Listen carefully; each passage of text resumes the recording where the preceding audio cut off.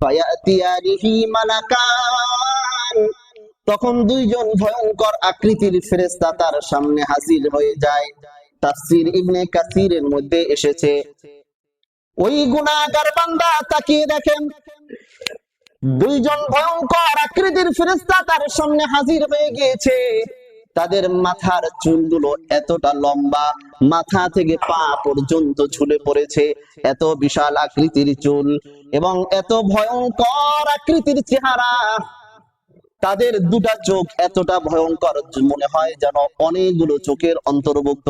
তার কাছে এমন মনে হবে এটা, এগুলো দেখার পর তার আত্মাটা ভয়ে আর আতঙ্কিত হয়ে যাবে। ওই ব্যক্তিরা এই ভয়ঙ্কর আকৃতিতে তার কাছে এসে ওই ফেরেশতারা তার দিকে তাকিয়ে বলবে, ওঠো, বসো। এবার তাকে তারা জিজ্ঞাসা করবে, মার রব্বুকা, তোমার রবকে? জবাবে ওই পাপাচারী বান্দা বলবে, হা হা হা লা আদরি, আমি জানি না, আমি কিছুই জানি না।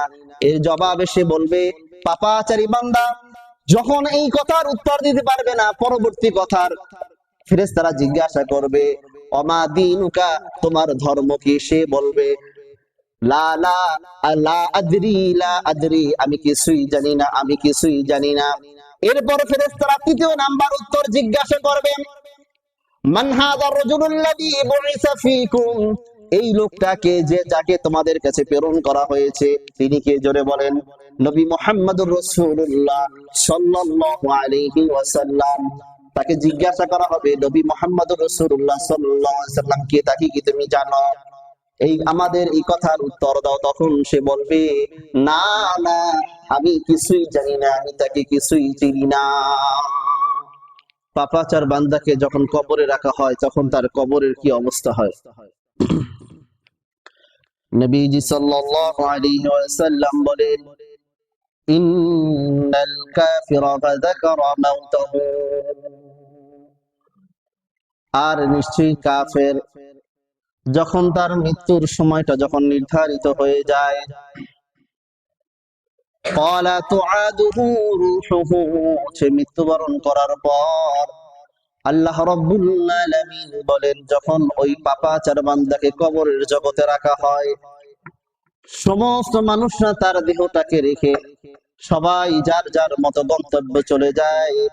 আল্লাহ রাব্বুল আলামিন তখন বলেন, ওয়া তুআদুহু রূহুহু ফি জাসাদিহি, তার দেহের মাঝে তার রূহটাকে তোমরা ফিরিয়ে দাও।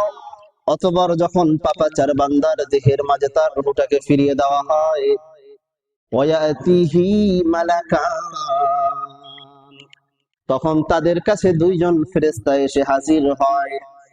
ফায়ুজলিসানিহি ফায়াকুলান, তারা দুইজন এসে তাকে বসায় আর তাকে তারা জিজ্ঞাসা করে, বলে, মার রব্বুকা, তখন সে তার উত্তরে বলে, ফায়াকুলু হা হা হা লা আদরি, তাকে বলে, তোমার রব কে? তখন ওই পাপাচার বান্দা বলে, হা হা হা লা আদরি, আমি কিছুই জানি না, আমি কিছুই জানি না। ফায়াকুলানি লাহু, তখন ওই ফেরেশতারা তাকে আবার পুনরায় জিজ্ঞাসা করে, মা দীনুকা, তোমার ধর্ম কি? ফায়াকুলু হা হা লা আদরি, লা আদরি, হা হা হা আমি কিছুই জানি না। হা করে সে তাকিয়ে থাকে আর বলে, আমি কিছুই জানি না। ফায়াকুলানি মা হাদার রাজুলুল্লাযী বুইসা ফীকুম, তৃতীয় প্রশ্ন করা হয়। তারা দুইজন বলে, এই যে যে লোকটাকে তোমাদের কাছে প্রেরণ করা হয়েছে, একে কি তোমরা চেনো? একে কি তুমি চেনো? এর সম্পর্কে কি তুমি জানো? ফায়াকুলু হা হা লা আদরি, তখন ওই পাপাচার বান্দা বলে, না না, আমি কিছুই জানি না। ফায়ুনাদি মুনাদিন মিনাস সামাই আন কাযাবা, তখন আসমান থেকে আল্লাহ রাব্বুল আলামিনের পক্ষ থেকে একটা ঘোষণা আসে। আসমান থেকে একজন ঘোষণাকারী ঘোষণা দেন যে সে মিথ্যা বলেছে, সে একজন মিথ্যাবাদী। জোরে বলেন নাউযুবিল্লাহ। আল্লাহ রাব্বুল আলামিন তখন বলেন, ফাআফরিশুহু মিনান নার, তোমরা তার কবরের ভিতরে জাহান্নামের বিছানা বিছিয়ে দাও। ওয়া আলবাসুহু মিনান নার, এবং তাকে তোমরা জাহান্নামের পোশাক পরিয়ে দাও। وافتحوا له بابا إلى الجنة وافتحوا له بابا إلى النار, এবং তার জন্য জাহান্নামের একটা দরজা তোমরা তার জন্য খুলে দাও. জোরে বলেন নাউজুবিল্লাহ. ফায়াতিহি, অতঃপর যখন জাহান্নামের দরজাটা ওই কবরের দিকে উত্তোলন করে যখন খোলা হবে, ফায়াতিহি মিন হাররিহা ওয়া সুমিহা, তখন জাহান্নামের আগুনের উত্তাপ, জাহান্নামের আগুনের বাতাস তার কবরের মধ্যে আসতে থাকবে.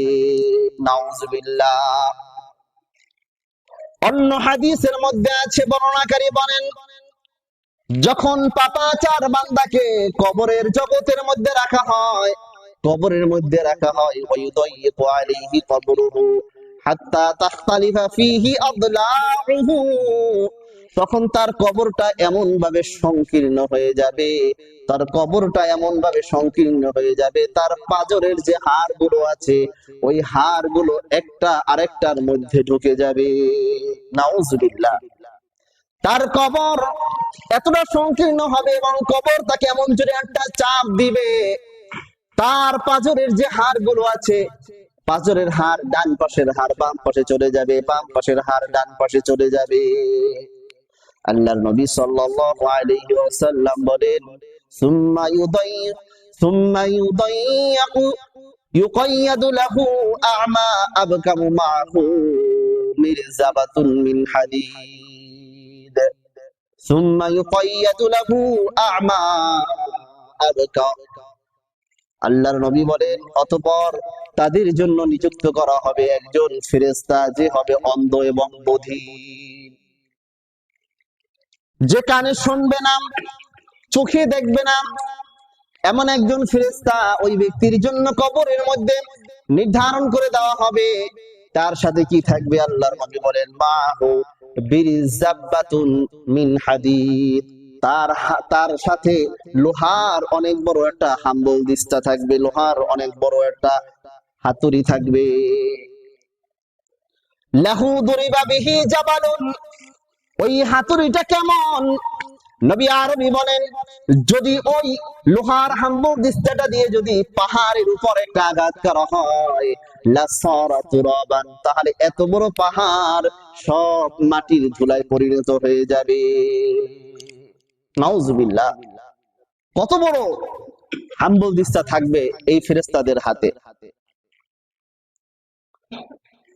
আল্লাহর নবী সাল্লাল্লাহু আলাইহি ওয়াসাল্লাম বলেন, ক্বালা ফায়াদরিবু বিহি দরবাতান, যখন ওই হাম্বল দিস্তা দ্বারা সর্বপ্রথম ওই ব্যক্তির মাথার উপরে একটা আঘাত করবে, ইয়াসমাউহা, তখন সে এত বিকট আওয়াজে একটা চিৎকার দিবে, মা বাইনাল মাশরিক ওয়াল মাগরিবি ইল্লা সাকালাইন.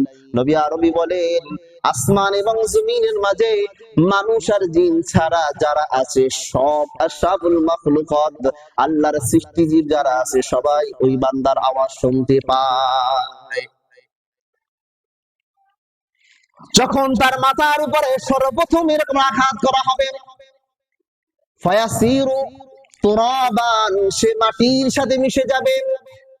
যখন সে মাটির সাথে মিশে যাবে, সে নিঃশেষ হয়ে যাবে. আল্লাহ নবী বলেন, সুম্মা তুআদু ফিহির রূহু, যতবার সে মাটির সাথে মিশে যাবে, আল্লাহ রাব্বুল আলামিন ততবার তার দেহের ভিতরে আবার আত্মাটা দান করবে. নাউজুবিল্লাহ. অন্য আরেক বর্ণনায় এসেছে, পাপাচার বান্দার দেহের মধ্যে যখন তার আত্মাটা ঢুকিয়ে দেওয়া হয়, দুনিয়ার মানুষ যখন তাকে কবরে রেখে সবাই চলে আসবে, দুনিয়ার মানুষ যখন তাকে কবরের কাছে নিয়ে যায়, মানুষদেরকে সে বলতে থাকে, এরে আল্লাহর বান্দা, আমাকে এত তাড়াতাড়ি তোমরা কবরের স্থানে নিও না, আমাকে একটু আস্তে আস্তে নাও. সে মনে মনে ভাবতে থাকে, আমার সাথে এত মানুষ, মনে হয় তারা আমার সাথে কবরের স্থানে থাকবে. যখন তাকে কবরের কাছে যখন নিয়ে যাওয়া হয় তখন সে বলে, আমাকে এত তাড়াতাড়ি তোমরা দাফন দিও না, আমাকে এত তাড়াতাড়ি তোমরা কবরস্থানে রেখে রাখিও না। যখন এরপরও মানুষ তার কথার দিকে তাকায় না, তার ইচ্ছার দিকে তাকায় না, এরপরও মানুষ তাকে গোরস্থানের দিকে যখন নিয়ে যায়, যখন গোরস্থানের মধ্যে যখন ওই আল্লাহর বান্দাকে যখন গোরস্থানের মধ্যে রাখা হয়, সেভাবে এত মানুষ আমার পাশে আছে, এই মানুষগুলো মনে হয় আমার সাথে থাকবে। যখন সবাই এক মুষ্টি মাটি নিয়ে যখন উঠে যায় আর বলে, মিনহা খলাকনাকুম ওয়া ফিহা নুঈদুকুম ওয়া মিনহা নুখরিজুকুম তারাতান উখরা, এটা বলে যখন মাটি আরম্ভ করে, তার আগে দুইজন মানুষ যখন তার সাথে নামে আর তাকে বলা হয়, বিসমিল্লাহি ওয়া আলা মিল্লাতি রাসূলিল্লাহ। এই কথার অর্থ কি? বিসমিল্লাহি আমরা আল্লাহর নামে রাখলাম, ওয়া আলা মিল্লাতি রাসূলিল্লাহ আল্লাহ রাসূলের আদর্শের উপর তোমাকে রেখে গেলাম। আমরা আল্লাহর নামে রাখছি, আল্লাহর নবীর আদর্শের উপরে, আল্লাহর নবীর নীতি নৈতিকতার উপরে তোমাকে রেখে গেলাম। অর্থাৎ তুমি সারা জীবন আল্লাহর নবীর আদর্শের উপরে ছিলা, আজকের তোমার আমাদের পৃথিবী থেকে শেষ বিদায়টাও আমরা তোমাকে আল্লাহর নবীর আদর্শের উপরে তোমাকে রেখে গেলাম। এখন যদি আপনি তামাম জিন্দেগীর মাঝে যদি আপনি আল্লাহর নবীর আদর্শ আপনি বাস্তবায়ন না করেন, নিজের অর্ধহাত বডির ভিতরে যদি আল্লাহর নবীর আদর্শ আপনার না থাকে, চেহারার ভিতরে যদি আল্লাহর নবীর আদর্শ না থাকে, সিরাত সুরাতে যদি আল্লাহর নবীর আদর্শ আপনার না থাকে, তাহলে আপনি যদি কবরের জগতে আপনার সাথীরা ঠিকই বলবে, তোমাকে আমরা আল্লাহর নবীর আদর্শের উপরে মিল্লাতের উপরে আমি রেখে গেলাম, কিন্তু আসলে কথার সাথে কাজের সাথে কোনো মিল থাকবে না। কথা বলেন ঠিক কিনা? কি থাকবে? কোনো মিল থাকবে না। এই জন্য আপনার তামাম জিন্দেগি আল্লাহর নবীর আদর্শের উপরে আপনাকে কাটাতে হবে। আপনার দেখতে হবে আপনার আমার সিরাত, আমার সুরত, আমার জীবন, আমার চরিত্র, আমার বেঁচে থাকা, আমার মরে যাওয়া সব আল্লাহর নবীর তরিকা অনুযায়ী আমার হয়েছে কিনা। যদি আপনার এই জিন্দেগিটা যদি আপনার ভালো হয়, তাহলে কবরে দুনিয়া থেকে বিদায় নেওয়ার জিন্দেগিটাও আপনার ভালো হবে, দুনিয়ার জিন্দেগির এই বিদায় নেওয়াটাও আপনার ভালো হবে এটা। আর যদি এই জিন্দেগিটা আপনার খবর হয়, যদি খারাপ হয়, তাহলে এই এর পরবর্তী যত জীবন আসবে সব আপনার জন্য খারাপই হবে, এটা ভালো আর হবে না। কথা বলেন ঠিক কিনা? আল্লাহর নবী সাল্লাল্লাহু আলাইহি ওয়াসাল্লাম বলেন, এরপর যখন আমরা ওই মৃত ব্যক্তিকে বিসমিল্লাহি ওয়া আলা মিল্লাতি রাসূলিল্লাহ এই কথাটা বলে আমরা লাশটা রেখে যখন উঠে যাই, বাঁশ দেই, এরপরে দেওয়ার পরে এরপরে আমরা যখন সর্বপ্রথম মাটিটা আমরা দিতে আরম্ভ করি, মিনহা খালাকনাকুম ওয়া ফিহা নুঈদুকুম ওয়া মিনহা নুখরিজুকুম তারাতান উখরা। এই কথার অর্থ কি? মিনহা খালাকনাকুম, যারা আমরা মাটি দিচ্ছি প্রত্যেকে কিন্তু আমরা এই কথাটা বলছি, আমাকে এই যে মাটি হাতে নিলাম, এই মাটি থেকে কিন্তু আমাকে সৃষ্টি করা হয়েছে। ওয়াফিহা নুঈদুকুম, আবার এই মাটিতে আমরা ফিরে যাব। ওয়া মিনহা নুখরিজুকুম তারাতান উখরা, আবার পুনরায় এই কবর থেকে আল্লাহ রাব্বুল আলামিনের সামনে আবার আমি উত্থিত হব, আবার দাঁড়াবো। আজকে আমরা কবর জগতে যাই, কবর জগতে যে আমাদের ইমানের কোনো পরিবর্তন হয় না, তার কারণ হলো আমরা কবর জগৎ থেকে আমরা কোনো শিক্ষা গ্রহণ করি না। কবর জগৎ থেকে কি করি না? আমরা শিক্ষা গ্রহণ করি না। আরে ভাই, কবর জগতে শিক্ষা গ্রহণ আপনি কিভাবে করবেন? এখন আমাদের দুনিয়াতে বেঁচে থাকতে সব জায়গাতে কি আছে? আমাদের ঘুষ আছে, ঘুষ বাণিজ্য আছে। কি বলে, আছে কিনা? বন্ধ হয়েছে না? ঘুষ বাণিজ্য বন্ধ হয় নাই, ব্যক্তি পরিবর্তন হয়েছে, কিন্তু এগুলো সব কি আছে? চালু আছে, এগুলো পদ্ধতি চালু আছে, বাকি ব্যক্তি পরিবর্তন হয়েছে, শুধু এতটুকু পার্থক্য। এখন আমাদের এমন একটা অবস্থা, আপনি কবর জগতে যাবেন, গোরস্থানে যাবেন, ওখানেও আপনার ঘুষ। কি বলেন, আছে কি নাই? ওখানে যারা দায়িত্বশীল আছে ওদেরকে 500 টাকা দিবেন, 1000 টাকা দিবেন, জায়গাটা আপনার ভালো দিবেন। কথা বলেন, এটা কি ঘুষ নাকি ঘুষ না? এটা এরপরে আরো আছে, ঘুষ বাণিজ্য আরো আছে। আপনি যদি টাকা দেন কবর আপনার থাকবে, ঠিক চিহ্ন। টাকা দিবেন না, কবর শেষ, এখানে আরেকটা কবর দিয়ে দিবে। কোন এক মাসে টাকা আগ থেকে দিয়েছেন, কোন এক মাসে আপনার বাদ গেছে, দেখবেন যে পরবর্তী মাসে গিয়ে দেখবেন যে কবরের কোনো অস্তিত্ব নাই, আরেকটা কবরের আরেকজন ব্যক্তির কাছে এটা কবর দিয়ে দিয়েছে। তা টাকা দিলে আপনি কয়দিন দিবেন এরকমের টাকা? কতদিন রাখবেন? আপনি রাখলেন, এটা ঠিক, আপনার আপন জনের কবরটা মাসে মাসে 500 টাকা করে দিয়ে। এরপরে আপনার সন্তানরা কি রাখবে এটা? হ্যাঁ, এর পরবর্তী প্রজন্ম যারা আছে এরা কি রাখবে এটা? একদিন আপনার কবর এটা বিলীন হয়ে যাবে এটা। সুতরাং এগুলো করে কোনো লাভ নাই, বরং যে 500 টাকা আপনি ওদেরকে দিবেন, ওদের নামাজ নাই, কালাম নাই। একবার আমি এক লাশ নিয়ে গিয়েছি বুদ্ধিজীবী গোরস্থানে, তো যে কবর খুঁজতেছে, আমি এদেরকে জিজ্ঞাসা করলাম, ভাই আপনি কি আসরের নামাজ পড়েছেন? না হুজুর, মিথ্যা কথা বলবো না, আসরের নামাজ পড়ি নাই। তাহলে সে সবসময় কি আছে, ধান্দায় আছে যে কখন যদি দুই একটা লাশ যদি বেশি আসে তার ইনকামের সোর্স বাড়বে। কিন্তু এই যে সে যে মানুষগুলোর কবর খোদাই করছে, একদিন যে তার জন্য মানুষ এভাবে কবর খোদাই করবে, এই কথা কিন্তু সে চিন্তা করে না, এই জন্য সে নামাজ পড়ে না। বরং এমন তো হওয়ার কথা, যারা গোরস্থানে কাজ করে তাদের প্রত্যেকে আল্লাহ ওয়ালা হওয়া দরকার। বরং অনেক মানুষ এমন আছে গোরস্থান থেকে কি শিক্ষা নেয় না, বহুত মানুষ এমন আছে যারা কবরের কাছে গিয়ে অনেকে জিকির করে।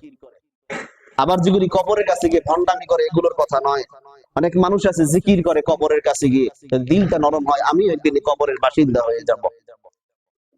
সম্মানিত হাজিরিন, নবী আরবি সাল্লাল্লাহু আলাইহি ওয়াসাল্লাম এই জন্য বলেন, যদি তার এই কবরের যে ঘাটি এটা যদি তার ভালো হয়, তার সব ঘাটি তার ভালো হবে। আর কবর যদি তার খারাপ হয়, কবরের এই ঘাটি যদি তার খারাপ হয়, তাহলে সব ঘাটি তার খারাপ হবে। এই জন্য আল্লাহর নবী সাল্লাল্লাহু আলাইহি ওয়াসাল্লাম বলেন, পাপাচার বান্দাকে, পাপী বান্দাকে যখন কবরের মধ্যে রাখা হয়, সমস্ত মানুষ তার মাটি দিয়ে চলে যায়, আল্লাহ রাব্বুল আলামিন তখন ফেরেশতাদেরকে আদেশ করেন, ও ফেরেশতারা, এই বান্দার যে আত্মাটা আছে সিজ্জিন নামক যে জেলখানার মধ্যে আত্মাটা আছে, ওই আত্মাটা তার দেহের মধ্যে ঢুকিয়ে দাও। যখন তার দেহের মধ্যে ঢুকিয়ে দেওয়া হয়, ফায়াতিয়ানিহি মালাকান, তখন দুইজন ভয়ঙ্কর আকৃতির ফেরেশতা তার সামনে হাজির হয়ে যায়। তাফসীর ইবনে কাসিরের মধ্যে এসেছে, ওই গুনাহগার বান্দা তাকিয়ে দেখেন, দুইজন ভয়ঙ্কর আকৃতির ফেরেশতা তার সামনে হাজির হয়ে গিয়েছে। তাদের মাথার চুলগুলো এতটা লম্বা, মাথা থেকে পা পর্যন্ত ঝুলে পড়েছে, এত বিশাল আকৃতির চুল এবং এত ভয়ঙ্কর আকৃতির চেহারা। তাদের দুটা চোখ এতটা ভয়ঙ্কর, মনে হয় যেন অনেকগুলো চোখের অন্তর্ভুক্ত। তার কাছে এমন মনে হবে এটা, এগুলো দেখার পর তার আত্মাটা ভয়ে আর আতঙ্কিত হয়ে যাবে। ওই ব্যক্তিরা এই ভয়ঙ্কর আকৃতিতে তার কাছে এসে ওই ফেরেশতারা তার দিকে তাকিয়ে বলবে, ওঠো, বসো। এবার তাকে তারা জিজ্ঞাসা করবে, মার রব্বুকা, তোমার রব কে? জবাবে ওই পাপাচারী বান্দা বলবে, হা হা হা, লা আদরি, আমি জানি না, আমি কিছুই জানি না। এর জবাবে সে বলবে, পাপাচারী বান্দা যখন এই কথার উত্তর দিতে পারবে না, পরবর্তী কথার ফেরেশতারা জিজ্ঞাসা করবে, অমা দীনুকা, তোমার ধর্ম কি? সে বলবে, লা লা লা আদরি, লা আদরি, আমি কিছুই জানি না, আমি কিছুই জানি না। এরপর ফেরেশতারা তৃতীয় নাম্বার উত্তর জিজ্ঞাসা করবেন, মান হাযা রাজুলুল্লাযী বুইসা ফীকুম, এই লোকটাকে যে যাকে তোমাদের কাছে প্রেরণ করা হয়েছে তিনি কে? জোরে বলেন, নবী মুহাম্মদুর রাসূলুল্লাহ সাল্লাল্লাহু আলাইহি ওয়াসাল্লাম। তাকে জিজ্ঞাসা করা হবে, নবী মুহাম্মদুর রাসূলুল্লাহ সাল্লাল্লাহু আলাইহি ওয়াসাল্লাম কে, তাকে কি তুমি জানো? এই আমাদের এই কথার উত্তর দাও। তখন সে বলবে, না না, আমি কিছুই জানি না, আমি তাকে কিছুই চিনি না। যখন তার থেকে এমন উত্তর আসবে, ফেরেশতারা তখন তাকে জিজ্ঞাসা করবে, বলবে, আলাম ইয়াতিকুম নাযীর, তোমার কাছে কি কোনো সতর্ককারী আসে নাই? তোমাদের কাছে কি কেউ এমন আসে না যে তোমাদেরকে ভয় দেখায় নাই এই কবর জগৎ সম্পর্কে? তোমাদের কি এমন কেউ আসে নাই যে তোমাদেরকে মরণ সম্পর্কে ভয় দেখায় নাই? তোমাদের এমন কেউ কি আসে নাই যে তোমাদেরকে পাপাচার থেকে তোমাদেরকে নিষেধ করে নাই? এমন কেউ কি তোমাদের আসে নাই তোমাদেরকে সতর্ক করে নাই? তখন এই পাপাচার বান্দা এই কথার উত্তর দেওয়ার আগে আল্লাহ রাব্বুল আলামিন ওই বান্দা সম্পর্কে বলবেন, মান কাযাবা আবদি, যে এই বান্দা মিথ্যা বলেছে, এই বান্দা নিজের জিন্দেগির মাঝে আমার দিন সে পালন করে নাই, দিন থেকে সে দূরে রেখেছে, সুতরাং এই বান্দা মিথ্যাবাদী, বান্দা একজন মিথ্যাবাদী। জোরে বলেন নাউজুবিল্লাহ। তাকে আর কোনো প্রশ্ন করার দরকার নাই, তাকে আর কোনো কিছু জিজ্ঞাসা করার দরকার নাই। তখন আল্লাহ রাব্বুল আলামিন ফেরেশতাদেরকে বলবেন, আফরিশুহু মিনান নার, তোমরা তার কবরের ভিতরে জাহান্নামের বিছানা বিছিয়ে দাও। আল্লাহর নবী বলবেন, ওয়া আলবাসুহু মিনান নার, আল্লাহ রাব্বুল আলামিন বলেন, ওয়া আলবাসুহু মিনান নার, তোমরা তার কবরের ভিতরে জাহান্নামের আগুন বিছিয়ে দাও, জাহান্নামের আগুনের পোশাক তাকে পরিয়ে দাও। এরপরে যখন জাহান্নামের আগুনের পোশাক তখন তাকে পরানো হবে, এই জন্য আল্লাহ রাব্বুল আলামিন কোরআনুল কারীমের মধ্যে বলেন, লাহুম মিন জাহান্নামা মিহাদু ওয়া মিন ফাওকিহিম গওয়াশ, যখন তার কবরের ভিতরে জাহান্নামের আগুন এসে ভরে যাবে, সে নিচের দিকে তাকিয়ে দেখবে আগুন আর আগুন, উপরের দিকে তাকাবে দেখবে আগুন আর আগুন, দুই পাশে তাকাবে দেখবে আগুন আর আগুন। জোরে বলেন নাউজুবিল্লাহ। হাদিসের মধ্যে এসেছে, বান্দা যদি বেনামাজি হয়, সে নামাজ পড়ে নাই, এমন যদি হয়, ওই বেনামাজি বান্দার কবরে রাখার পর কবরে এমন ভাবে তাকে চাপ দিবে, হাত্তা তাখতারিফা আযলাউহু, তার পাজরের হাড়গুলো একটা হাড় আর একটা হাড়ের মধ্যে ঢুকে যাবে, মরমর করে আওয়াজ হবে এমন। আল্লাহর নবী সাল্লাল্লাহু আলাইহি ওয়াসাল্লাম বলেন, ওই বান্দা যদি বেনামাজি হয়, তাহলে তার কবরের মধ্যে আল্লাহ রাব্বুল আলামিন কি করবেন, ইউকাদু ফিন্নার, ইউকাদু ফিন্নার, জাহান্নামের আগুন জ্বালিয়ে দিবেন, ভয়ঙ্কর জাহান্নামের আগুন তার কবরের ভিতরে জ্বালিয়ে দেওয়া হবে। ওয়ায়ুসাল্লাতু আলাইহি ফিল কবরি সুবান, এবং তার কবরের মধ্যে বিশাল বড় এক সাপ নিযুক্ত করা হবে, বিশাল বড় এক সাপ তার কবরের ভিতরে ছেড়ে দেওয়া হবে। সাপটা কেমন হবে? আল্লাহর নবী সাল্লাল্লাহু আলাইহি ওয়াসাল্লাম বলেন, আইনাহু মিনান নার, তার চোখ হবে আগুনের চোখ। কিসের চোখ? জোরে বলেন, আগুনের চোখ। ও আসফারুহু মিন হাদীদ, আর তার ওই সাপের নখ থাকবে, আল্লাহর নবী বলেন ওই সাপের নখ হবে লোহার নখ। ওই সাপটা কত বড় হবে?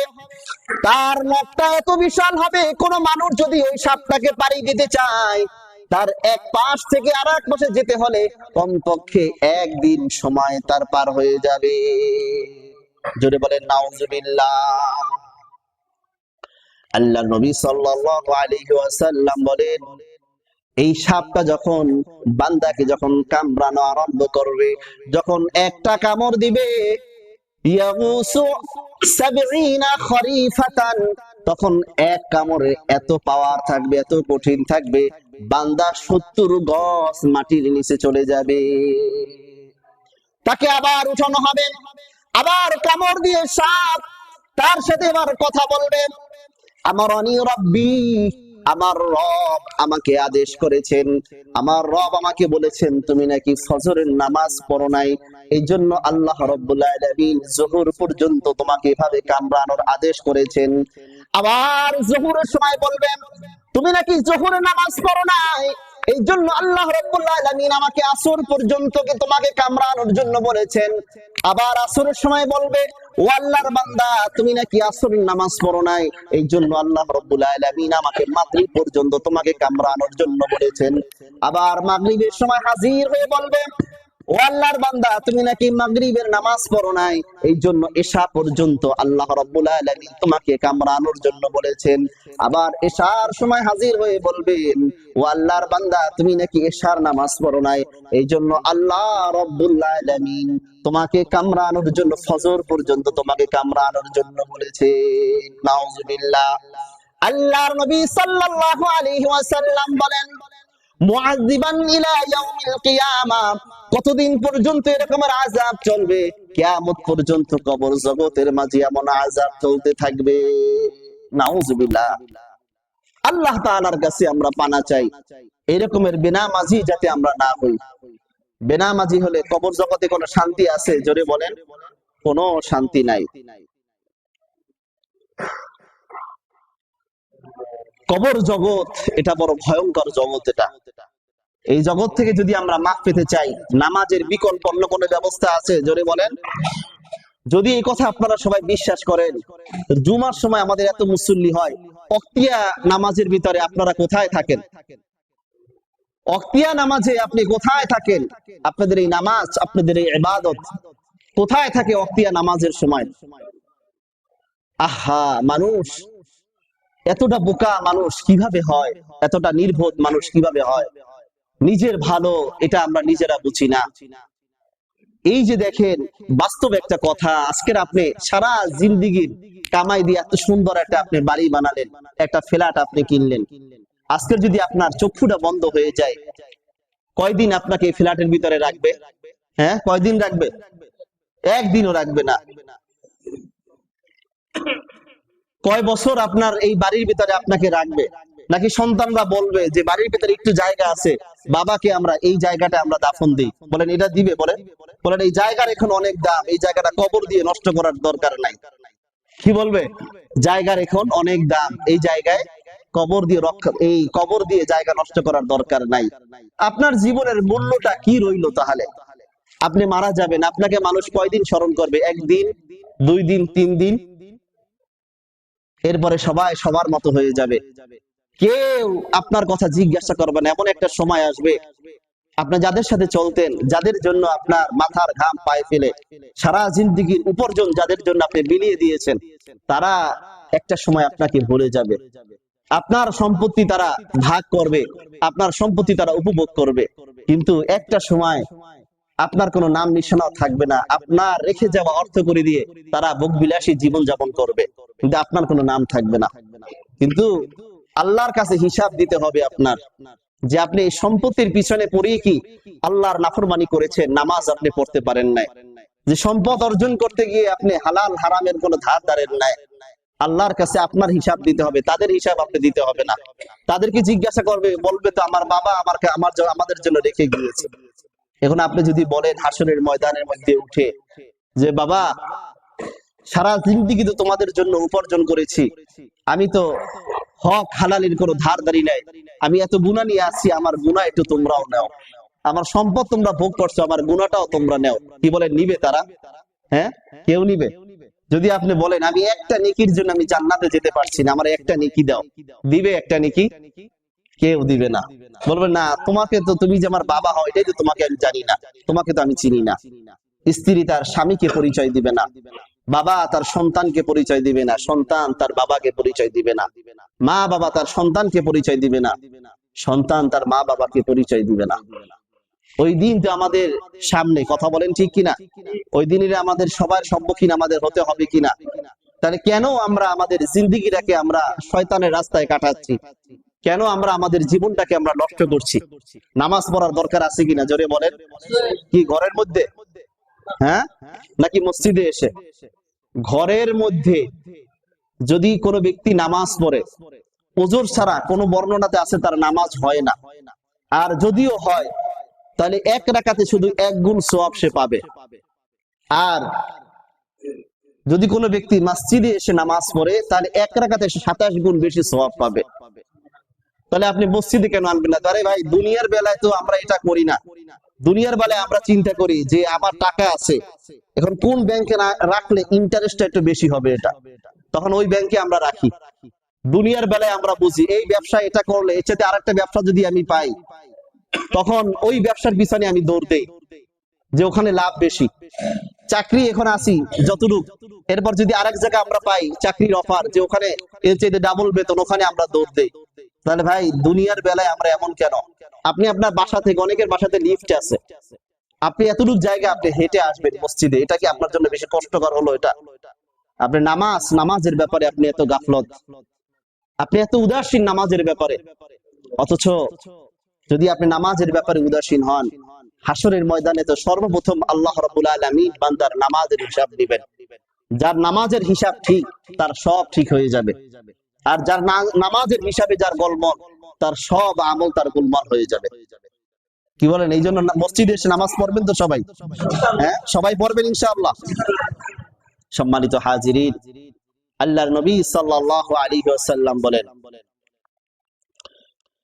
ওই ব্যক্তির কবরে যখন পাপাচার বান্দাকে যখন কবরের মধ্যে রাখা হয়, পাপাচার বান্দাকে কবরে রাখার পর ফেরেশতারা যখন চলে যাবে, তাকে প্রশ্ন করবে, প্রশ্ন করে শাস্তি দিয়ে তাকে যখন তারা ওই কবর থেকে চলে যাবে, এরপর ওই পাপাচার বান্দা হঠাৎ করে তাকিয়ে দেখবে তার পাশে একজন লোহার একটা ডান্ডা নিয়ে, লোহার বড় একটা হাম্বল দিস্তা নিয়ে তার সামনে দাঁড়িয়ে আছে। তখন তাকে ওই লোহার হাম্বল দিস্তা দিয়ে আঘাত করবে, কিন্তু সে এমন জোরে একটা চিৎকার করবে, ইয়াসিহু সাইহাতান, এমন জোরে একটা চিৎকার করবে, ইয়াসমাউহা কুল্লু শাইইন ইল্লা সাকালাইন। আল্লাহর নবী বলেন, তার এই চিৎকার আসমান এবং জমিনের মাঝে যত মাখলুকাত আছে সবাই শুনতে পায়, একমাত্র জিন আর মানুষ ছাড়া। আল্লাহর নবী বলেন, কেন আল্লাহ রাব্বুল আলামিন জিন আর মানুষদেরকে কেন শোনান না? যদি মানুষদেরকে পাপাচারের এই আযাব যদি দেখাইতেন, যদি শোনাতেন, তাহলে কোন মানুষকে দাফন দেওয়ার জন্য আর গোরস্থানে যেত না। সামান্য একটু করোনার সময় এমন হয়েছে যে একটা মানুষ মারা গেলে সেও করোনার আক্রান্ত হতে পারে, করোনার রোগে যদি কোনো আক্রান্ত হয়, এমন একটা ভুল প্রচলন আমাদের মধ্যে ছিল। অথচ সোয়াসে কোনো রোগ বলতে কোনো কিছু নাই, রোগ আসে যায় সব কার পক্ষ থেকে? জোরে বলেন, আল্লাহর পক্ষ থেকে। কিন্তু দেখা গেছে করোনার সময় কত মানুষ মারা গেছে, বাবা তার সন্তানের কাছে যায় নাই, সন্তান তার বাবার কাছে যায় নাই, জেনেছে বাবা মারা গেছে, বাবার লাশের কাছে যায় নাই, দূর থেকে এক নজর বাবাকে দেখেছে, আত্মীয় স্বজন শুনেছে অমুক আত্মীয় স্বজন এত ভালো সম্পর্ক ছিল, সে মারা গেছে, তার লাশটাকে দেখার জন্য পর্যন্ত যায় নাই। কথা বলেন ঠিক কিনা? করোনার মতো সামান্য একটা মহামারী, এটাকে এমন ভয় পেয়েছে। আর যদি জানতো যে কবর জগতে এত ভয়ঙ্কর শাস্তি, তাহলে কবরের পাশেও কেউ কোনোদিন যেত না। আল্লাহর নবী সাল্লাল্লাহু আলাইহি ওয়াসাল্লাম বলেন, ওই ব্যক্তিকে যখন সর্বপ্রথম আঘাত করা হবে, এমন জোরে এসে চিৎকার মারবে, তার চিৎকারের আওয়াজ আসমান এবং জমিনের মাঝে যা কিছু আছে সবাই শুনতে পায়, গরু ছাগল হাঁস মুরগি সবাই তার চিৎকার শুনতে পায়, শুধু একমাত্র মানুষ ছাড়া যারা আছে সবাই শুনতে পায়, মানুষরা শুধু শুনতে পায় না, মানুষ আর জিনরা শুধু শুনতে পায় না। এই জন্য হযরত উসমান গনি রাদিয়াল্লাহু তাআলা আনহু কবর দেখে তিনি এত কান্না করতেন, অধিক পরিমাণে কান্না করতেন। মানুষ তাকে জিজ্ঞাসা করলো, ওগো আমিরুল মুমিনিন উসমান গনি রাদিয়াল্লাহু তাআলা আনহু, কেন আপনি কবর দেখে এত কান্না করেন? উসমান গনি রাদিয়াল্লাহু তাআলা আনহু বলেন, ফাইন্না জা মিনহু ফামা বাদাহু আইসার। কবর এমন একটা ঘাটি, এই ঘাটি থেকে যদি কেউ রেহাই পেয়ে যায়, তাহলে তার কবর জগতের পরের যত ঘাটি আছে সব ঘাটি তার জন্য সহজ হয়ে যাবে।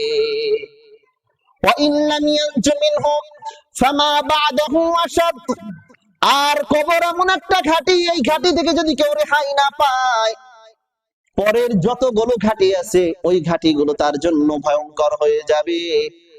আর আমি না জানি এই দ্বিতীয় নাম্বার কবর আমার জন্য ভয়ঙ্কর হয়ে যায়, এই ঘাটিটা না আমার জন্য অনেক কঠিন হয়ে যায়, এই জন্য আমি কবর দেখে এত কান্না করি।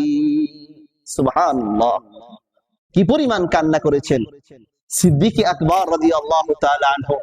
তিনি এত পরিমাণে আল্লাহ রাব্বুল আলামিনের দরবারে কান্না করেছেন, কান্না করতে করতে তার দুই চোখে দাগ হয়ে গিয়েছিল। আর আমাদের চোখে তো এখন পানি নাই, পানি কিভাবে থাকবে? মানুষ যখন গুনাহের কাজ করে তখন তার অন্তর শুকিয়ে যায়, তার চক্ষু শুকিয়ে যায়, তখন অন্তর যার যত বেশি খারাপ তার চোখের পানি তত বেশি শুকিয়ে যায়, আর অন্তর যার যত বেশি নরম তার চোখের পানি তত বেশি ঝরে। এই জন্য আল্লাহ রাব্বুল আলামিনের কাছে বেশি বেশি কান্নাকাটি করেন, আল্লাহ রাব্বুল আলামিনের কাছে মাপ চান। সম্মানিত হাজিরিন, এই জন্য আমরা পাপাচার বান্দার অবস্থাটা আমরা শুনলাম। যেহেতু আমরা একটা ধারাবাহিক ভাবে আমরা বয়ান শুরু করেছি, ইনশাআল্লাহ আমরা ধারাবাহিক ভাবে ইনশাআল্লাহ করব। কবর জগতে আগামী সপ্তাহে যেটা আমরা বিষয় বয়ান করব, যে কবর জগতে আপনার প্রথম রাতটা কেমন হবে, যে আমরা কিঞ্চিত আলোচনা আমরা কবর সম্পর্কে আমরা করেছি। ইনশাআল্লাহ আমরা ধারাবাহিক ভাবে এটার আলোচনা করব। আর আমরা দোয়া করি ভাই, সবাই যাতে আল্লাহ রাব্বুল আলামিন সবাইকে যাতে আল্লাহ রাব্বুল আলামিন নামাজি বানিয়ে দেন। আমাদের তো ভাই সবকিছু আমাদের চলে, কিন্তু আমরা নামাজের ব্যাপারে অনেক উদাসীন। আমাদের পড়াশোনা দুনিয়াবি যত কাজ আছে সবই চলে, কিন্তু নামাজ আমরা পড়ি না। আপনার সন্তানটা যেমন সুশিক্ষা শিক্ষিত হচ্ছে, দুনিয়াবি শিক্ষা শিক্ষিত হচ্ছে, আবার যাতে ধর্মীয় শিক্ষা যাতে সে শিক্ষিত হয়, এই জন্য আপনি এটা যত্নবান হবেন, এদিকে আপনি খেয়াল রাখবেন। আপনি নামাজ পড়বেন, আপনার স্ত্রীকে নামাজ পড়াবেন, আপনার সন্তানদেরকে নামাজ শিক্ষা দেন। আল্লাহর নবী তো বলেন যে যখন তোমার সন্তানের বয়স 7 বছর, তখন তুমি তোমার সন্তানদেরকে নামাজের আদেশ করো।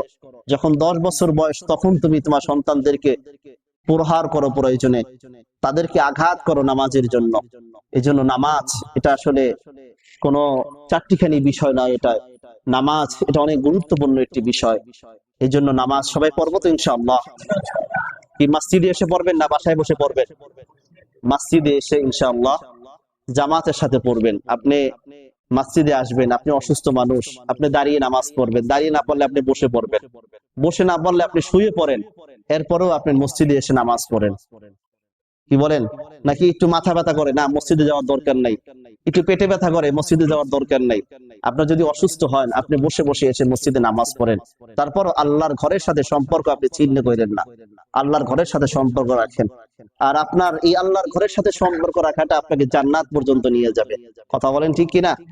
যে আল্লাহর ঘরের সাথে দুনিয়াতে সম্পর্ক রাখবে, যে আল্লাহ রাব্বুল আলামিন তো বলেছেন যে হাসরের ময়দানের ভিতরে আরশে আজিমের তলে তাদেরকে ছায়া দান করবেন। সুবহানাল্লাহ।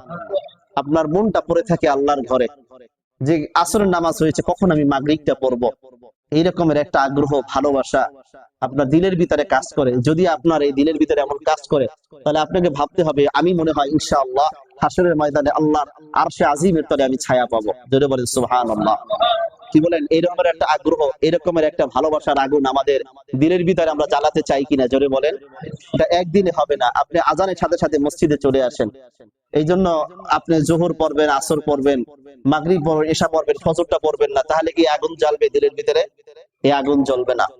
তাহলে ফজর আপনাকে পড়তে হবে, তাহাজ্জুদ নামাজ পড়বেন, অপেক্ষায় থাকবেন কখন মসজিদে আজান দিবে, আর মসজিদে গিয়ে আল্লাহর কদমে সিজদায় পড়ে যাব। যে আসবেন মসজিদে, 2 রাকাত নামাজ পড়বেন, 2 রাকাত আল্লাহর কাছে নামাজ পড়ে কান্নাকাটি করবেন, নফল নামাজ পড়বেন বেশি বেশি। সবাই করবেন তো ইনশাআল্লাহ? তাহলে আমরা কি এতটুকু আশাবাদী যে ইনশাআল্লাহ আজকে থেকে মসজিদে মুসল্লির সংখ্যা বাড়বে? হ্যাঁ, সবাই আসবেন না ইনশাআল্লাহ? আসেন ভাই, আপনার সাথে তো আমার ইবাদতের সম্পর্কে আমাদের হওয়া উচিত। আমরা চাই যে আপনার সাথে আমাদের ইবাদতের সম্পর্ক হোক। আমরা চাই আমাদের মসজিদ আপনি আবাদ করেন। এই মসজিদ এত কিছু, এগুলো তো আপনাদের জন্য, এগুলো কাদের জন্য? জোরে বলেন। আমাদের জন্য এগুলো।